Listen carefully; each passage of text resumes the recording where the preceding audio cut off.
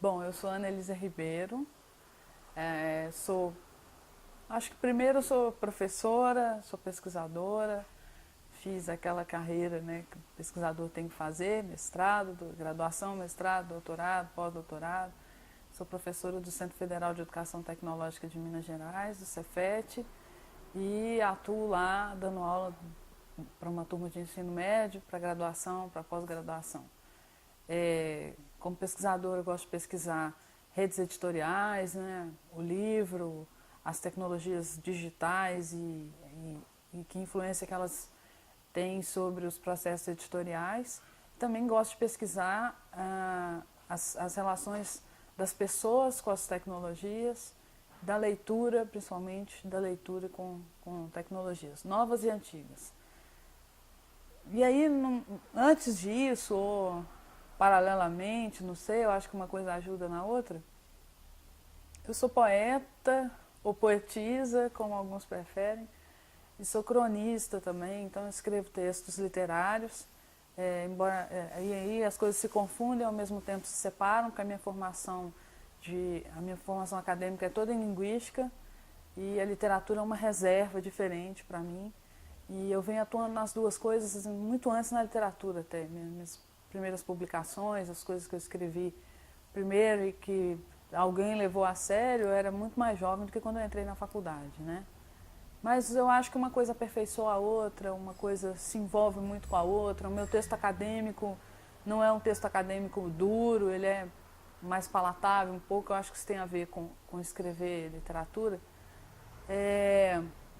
E sou uma série de outras coisas que as pessoas são normalmente, né? Sou mãe do Eduardo, sou, é, faço muitas coisas ao mesmo tempo e de preferência, assim, gosto de gostar de todas as coisas que eu faço. Você falou como a poesia ajuda na escrita acadêmica. Tem um cara encontra?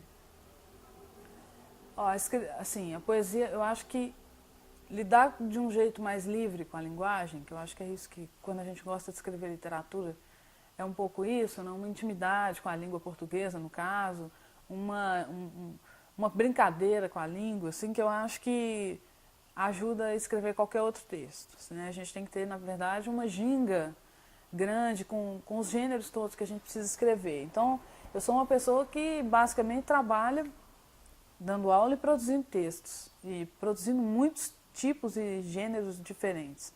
Então eu preciso ter uma circulação, né, um tráfego pela linguagem assim, que é amplo e é muito gostoso de fazer.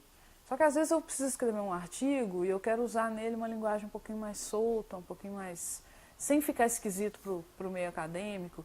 E o contrário já é um pouco mais complicado, mas eu já brinquei com a linguagem acadêmica nos poemas, já vi isso acontecer também com outros poetas.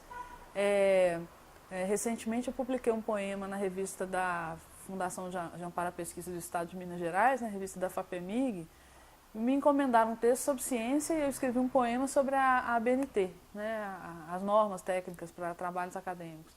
Então dá para fazer a brincadeira contrária também, só que eu acho que não é uma mão dupla assim do mesmo fluxo, mas é interessante, eu acho que de qualquer maneira é trabalhar com linguagem.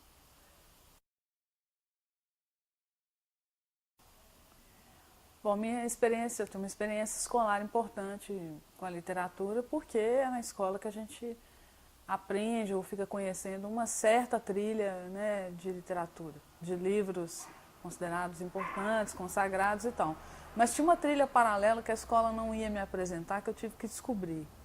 Mas também um pouco por causa da escola. Então eu tive, não me lembro especialmente de nenhum professor de literatura que tivesse me encantado, nada. Me lembro vagamente assim de um professor que também mexia com teatro, uma coisa assim.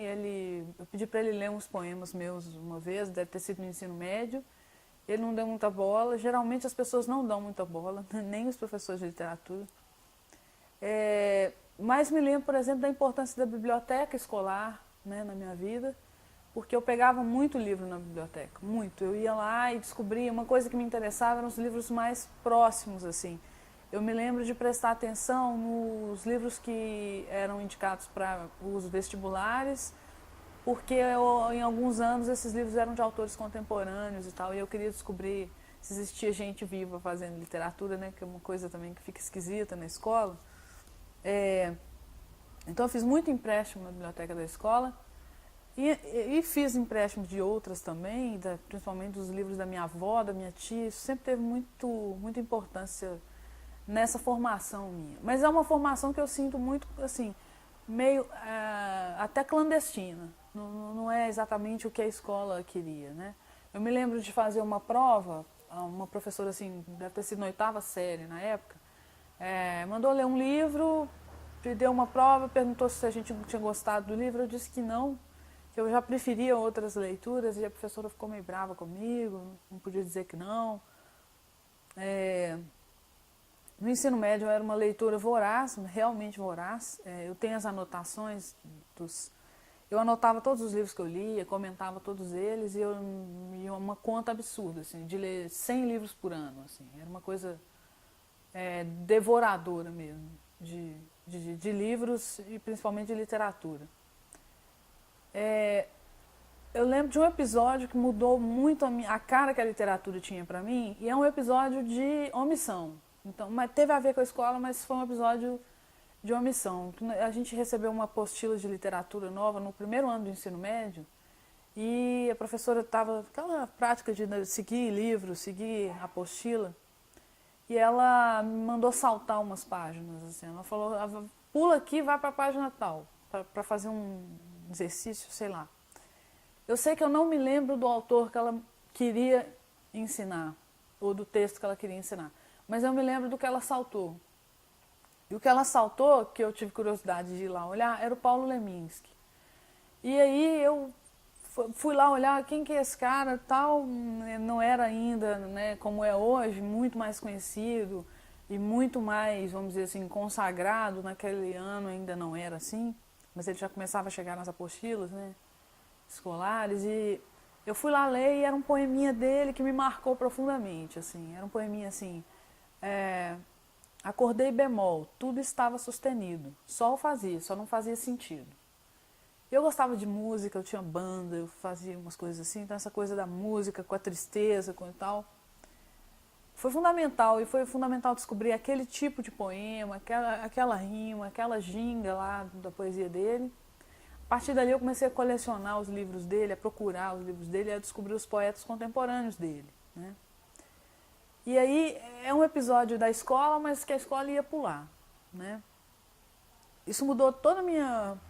O que eu imaginava que era poesia, e mudou a minha escrita, porque eu vinha escrevendo desde muito novinha, escrevendo como uma coisa do cotidiano mesmo, não era nada extraordinário. Eu gostava de escrever, eu me sentava, escrevia, eu estava na aula, a aula estava chata, eu escrevia. Meus cadernos eram muito gastos de trás para frente, assim, né, fazendo coisa no fundo. E escrevo desde muito novinha, mas não tinha interlocução com ninguém, né, não tinha parente, nada disso, assim, que fosse seriamente assim, da literatura, nem de nenhuma arte em específico. Então, quando eu li essas coisas, né, e a poesia do Leminski, descobri que tinha essa poesia, eu comecei a achar que eu podia fazer aquilo também, e comecei a mudar um pouco a minha forma de escrever. Mas eu fui me levar a sério mesmo porque encontrei interlocutores fora da escola. Assim, pessoas, jornalistas, pessoas que tinham um contato mais atual assim, com o que estava acontecendo na literatura mineira e brasileira.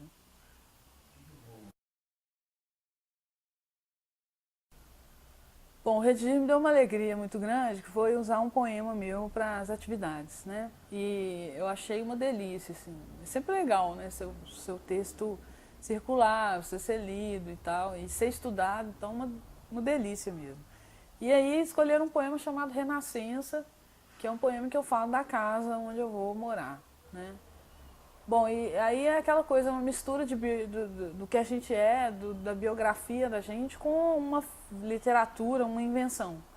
Então não dá exatamente para dizer ali o que é verdade, o que não é e tal, que é uma coisa que acaba, o leitor fica curioso com isso, né?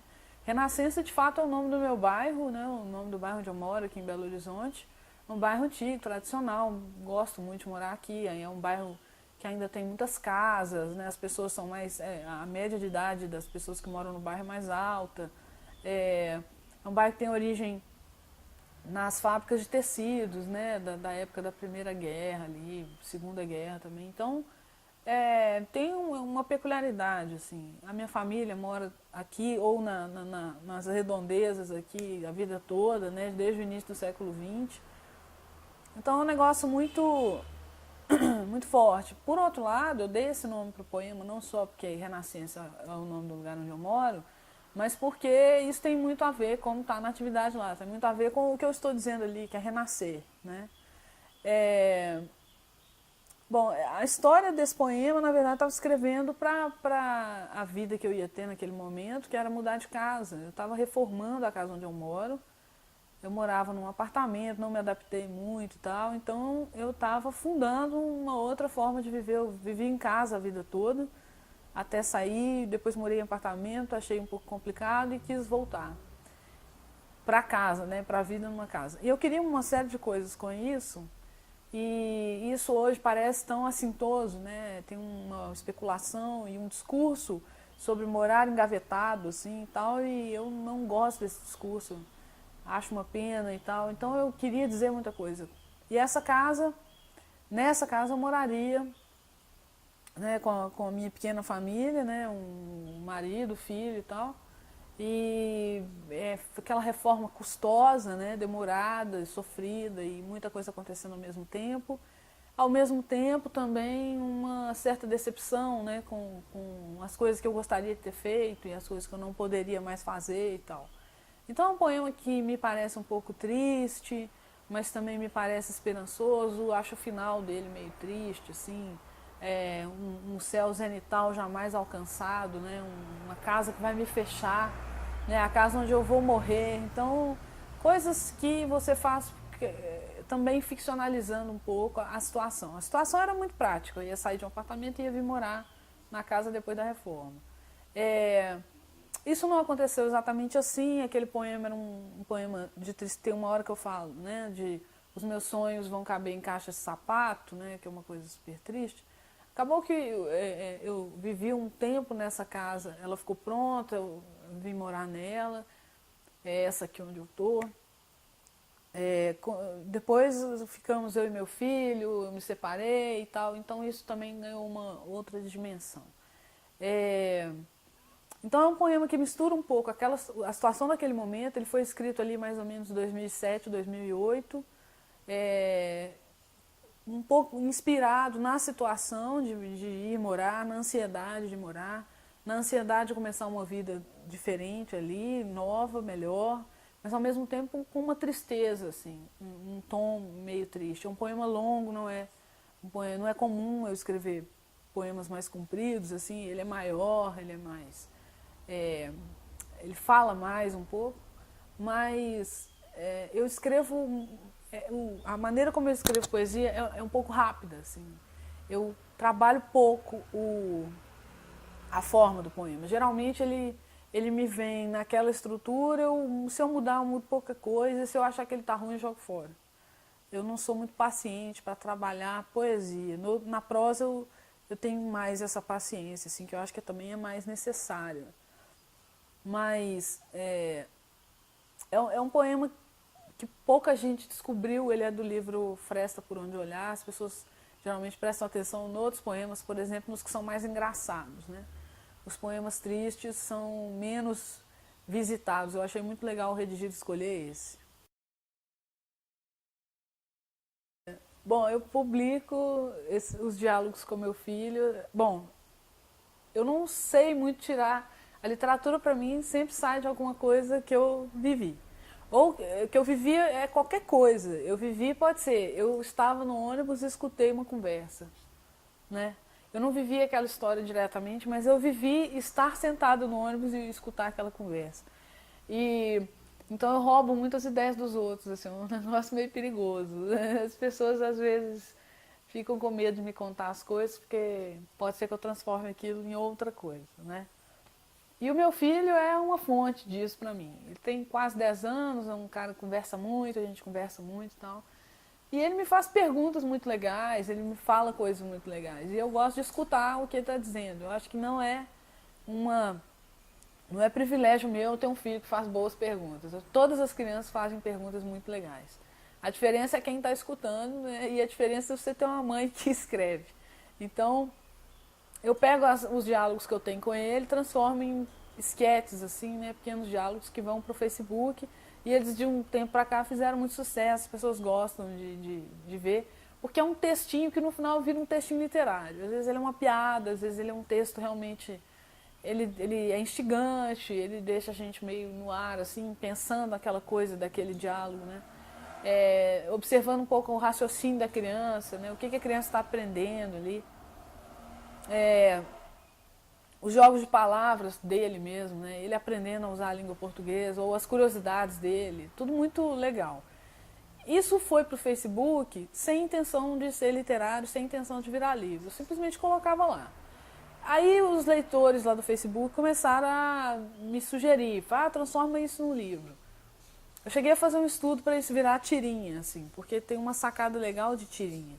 Mas isso não andou muito, assim. Uma coletânea daqueles diálogos está com uma editora lá em São Paulo, mas ainda não sei o que vai virar. E pode ser que em algum momento eu fiz umas consultas a editores experientes para ver se aquilo podia se transformar em alguma coisa, mas eu acho que um dia vira um livro, assim. Um dia talvez funcione.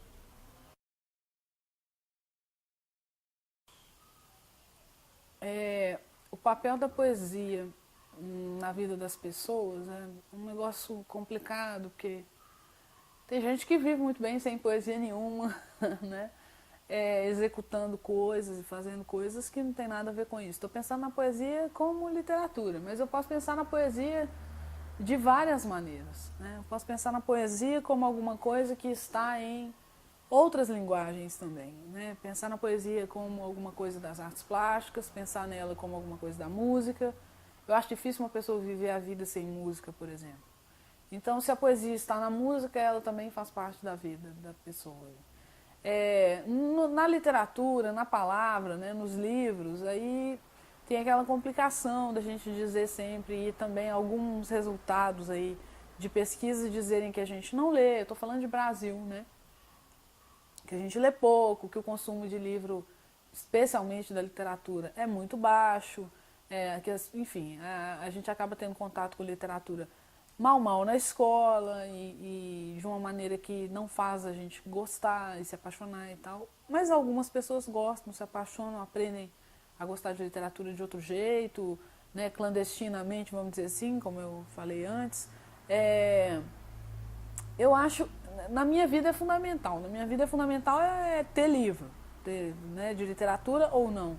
Sempre foi fundamental. Não sei, não aprendi isso exatamente na escola, nem exatamente com a família, talvez com essa bibliotequinha que a minha avó tinha, que a minha tia tinha, que elas colocavam à minha disposição. Como, por exemplo, o fato de não haver uma censura em momento algum, porque muita gente é censurada, né? Você quer ler um livro, não pode, esse não é para a sua idade, esse, sei lá, né, algum movimento nesse sentido, que acaba podando um pouco as pessoas também. E ninguém me disse para parar, e eu persisti, eu gostava muito, era uma coisa que eu sentia um prazer enorme em fazer, tanto ler quanto escrever. Então a poesia na minha vida, eu vou falar do que eu, né, posso afirmar, ela é uma coisa absolutamente diária como tantas outras, né? Eu escrevo todos os dias, há muitos anos, é uma tarefa do meu cotidiano mais simples, mais ordinário. Tem dia que eu vou escrever poesia, tem dia que não, às vezes me dá um período assim longo sem escrever um poema, mas eu estou escrevendo crônica, eu estou escrevendo um texto acadêmico, eu estou fazendo um artigo, eu estou fazendo uma outra coisa e a escrita está lá, né? A maioria das pessoas que eu conheço não usa a escrita para quase nada no dia a dia, mas talvez goste de receber, pelo menos, a poesia em outra forma. De outra maneira, escutando uma música, assistindo alguma coisa, ao cinema, ou alguma outra forma, alguma coisa que te dê uma sensação poética, vamos dizer assim. Eu trabalho com isso também, gostaria que as pessoas tivessem apreço pela poesia que vem nessa forma, da palavra, do livro, do poema, do romance, etc. E acho que é possível a gente mostrar isso de uma maneira que alguém, pelo menos, naquela turma cheia, naquela sala cheia de pessoas, 1, 2, 3, se apaixonem pela mesma coisa, né, que eu me apaixonei há muito tempo.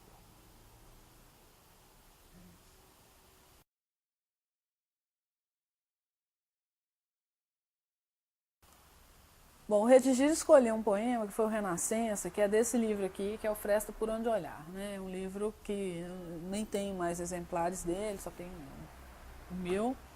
Mas eu resolvi ler um outro poema, que é de um livro mais recente, que é esse aqui, Anzol de Pescar Infernos, pela editora Patuá, lá em São Paulo. Esse foi lançado em 2013, assim, então está super fácil. Então, vou ler um poema que chama Eu Não Tenho a Alma de um Corrimão.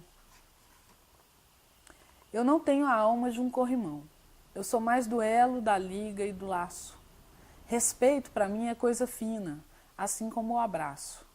Mais do que as transas e os beijos, as mãos dadas me parecem mais sinceras. Tão ruins quanto as promessas são as esperas.